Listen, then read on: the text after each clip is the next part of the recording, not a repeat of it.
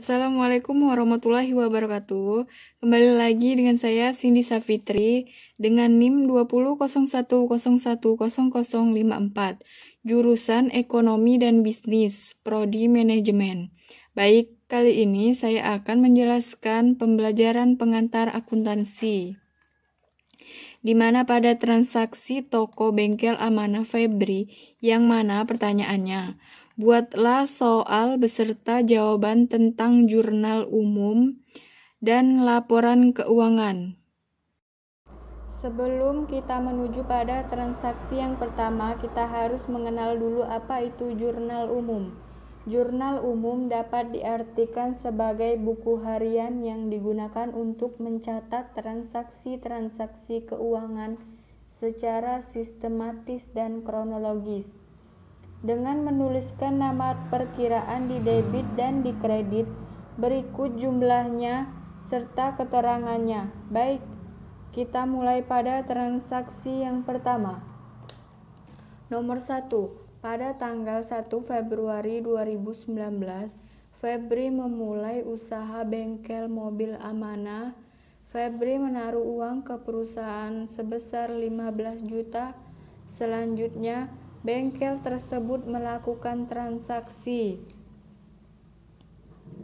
Pada transaksi yang pertama, kas perusahaan bertambah sebesar 15 juta di debit dan pendapatan bertambah sebesar 15 juta di kredit. Pada transaksi kedua, 2 Februari peralatan bengkel dan perlengkapan bengkel dibeli dengan harga masing-masing 2 juta dan 750.000 secara tunai. Pada transaksi yang kedua, peralatan bertambah sebesar 2 juta di debit dan kas berkurang secara 2 juta di kredit. Pada transaksi yang ketiga, 3 Februari membayar sewa tempat untuk bengkel sebesar 5 juta secara tunai.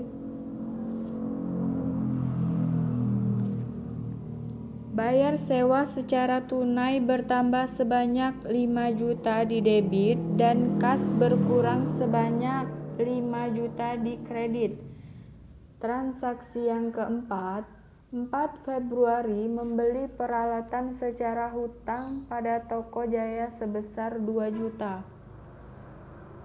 Pembelian peralatan secara hutang pada toko Jaya sebesar 2 juta bertambah di debit dan kas hutang usaha berkurang 2 juta di kredit. Transaksi kelima, 5 Februari pendapatan servis diterima sebesar 900.000 secara tunai. Jadi pendapatan servis kas bertambah sebesar 900 di debit dan pendapatan bertambah di kredit sebesar 900.000. Transaksi yang keenam, 6 Februari uang muka untuk pekerjaan servis mobil sebesar 4 juta sebagai pendapatan servis. Kas bertambah sebanyak 4 juta di debit dan pendapatan bertambah 4 juta di kredit. Transaksi yang ketujuh, 8 Februari dibayar gaji sebesar 150.000 secara tunai. Jadi di sini gaji karyawan bertambah di debit sebesar 150.000 dan kas berkurang sebesar 150.000 di kredit. Transaksi yang ke-8, 9 Februari penagihan atas pekerjaan servis mobil sebesar 1 juta kepada usaha pengangkutan. Piutang usaha bertambah sebanyak 1 juta di debit dan pendapatan berkurang sebanyak 1 juta di kredit. Transaksi yang ke-9, 17 Februari membayar uang pada toko Jaya sebesar 5 juta dengan jadwal transaksi pada 4 Februari. Nah, jadi kita kembali lagi transaksi keempat. Pada transaksi keempat, kita berhutang pada toko Jaya dan pada transaksi yang ke-9 membayar hutang tersebut. Jadi, hutang berkurang sebesar 5 juta di debit dan kas berkurang sebanyak 5 juta di kredit. Transaksi yang ke-10. 21 Februari membayar biaya telepon sebesar 50 juta secara tunai. Jadi di sini biaya telepon bertambah secara 50 juta di debit dan kas berkurang 50 juta di kredit.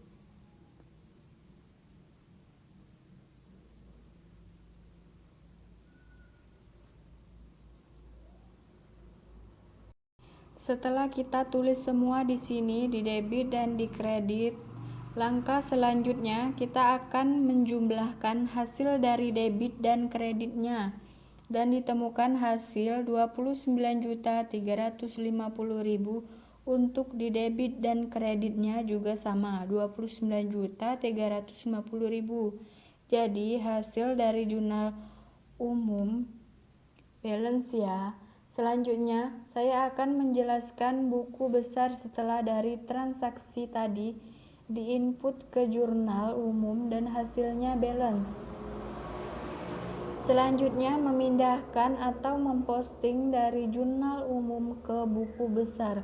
Seluruh angka yang terdapat di jurnal umum dimasukkan ke dalam buku besar yang berdasarkan nama-nama akun berikut yang terdapat di jurnal umum tadi. Sebelum kita memasuki buku besar, kita harus mengetahui apa itu buku besar. Buku besar itu sendiri adalah kumpulan dari berbagai perkiraan yang terdapat pada suatu perusahaan yang tersusun secara sistematis dengan kode tertentu.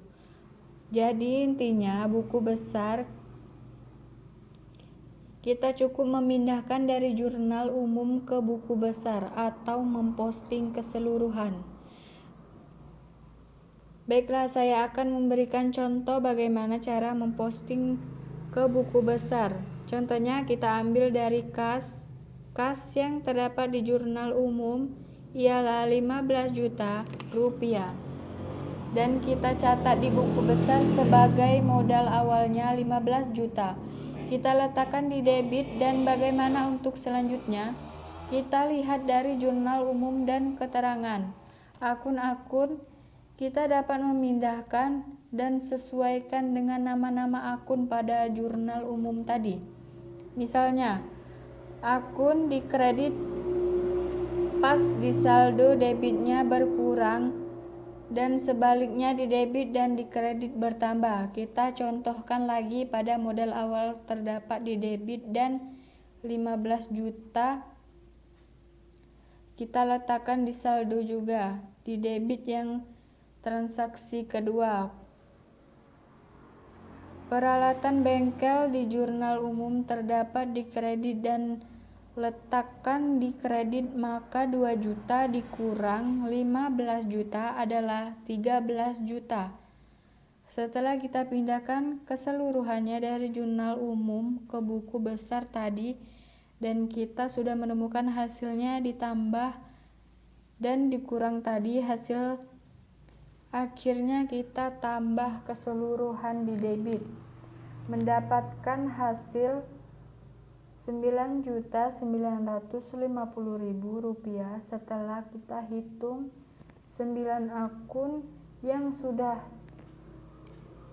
kita tulis menjadi seperti ini. Tahap selanjutnya memindahkan di buku besar dengan ini yang terakhir yaitu neraca saldo. Neraca saldo sendiri adalah formulir yang berisi saldo-saldo perkiraan buku besar yang disusun secara sistematis. Neraca saldo biasanya disusun pada akhir periode akuntansi yang bertujuan untuk meriksa kembali kesamaan jumlah saldo di debit dan saldo di kredit. Baiklah, Inilah cara kita harus menyeimbangkan hasil dari neraca saldo tersebut di debit dan di kredit. Hasil dari buku besar tadi 9.950.000. Kita pindahkan neraca saldonya dengan nama kas 9.990.000. Kita letakkan di debit dan sampai akhir pada akun biaya sewa ruko sebesar 5 juta. Setelah kita tulis semuanya terakhir, kita jumlahkan hasil dari debit dan kreditnya, mendapatkan hasilnya 20.900.000 rupiah dan juga 20.900.000 rupiah, dan hasilnya balance. Hitunglah keseluruhan hitunglah keseluruhan akun sama atau tidak dengan buku besar tadi. Di neraca saldo ada 9 dan di buku besar tadi ada 9, ternyata sama. Nah, itulah tadi penjelasan dari saya, semoga bermanfaat bagi kita semua. Mohon maaf apabila ada salah kata. Kepada Allah saya mohon ampun karena saya juga di sini masih proses pembelajaran. Baiklah, saya akhiri. Wassalamualaikum warahmatullahi wabarakatuh.